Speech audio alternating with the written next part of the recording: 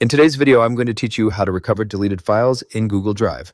Fix Today here, let's begin. First, go to Google Drive in your browser. I'm assuming you're already logged in.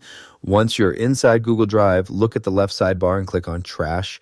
Inside the Trash folder, locate the file or folder you want to recover. Keep in mind that deleted items stay here for 30 days before being permanently removed. Once you find the file, right-click on it and select Restore. Google Drive will immediately move the file back to its original location. Now click on My Drive in the left sidebar to confirm that the file has been restored successfully. If you have a lot of deleted files in the trash, use the search and trash bar at the top to quickly find a specific item by name. And you can also click the search options icon inside the search bar to filter results by file type or date modified, making it easier to narrow things down. If you're using a work or school Google Workspace account and the file was deleted more than 30 days ago, contact your workspace administrator. They may still be able to recover the file within a limited recovery period. You can also click the eye icon in the top right corner to open the activity pane and check whether a collaborator moved the file instead of deleting it.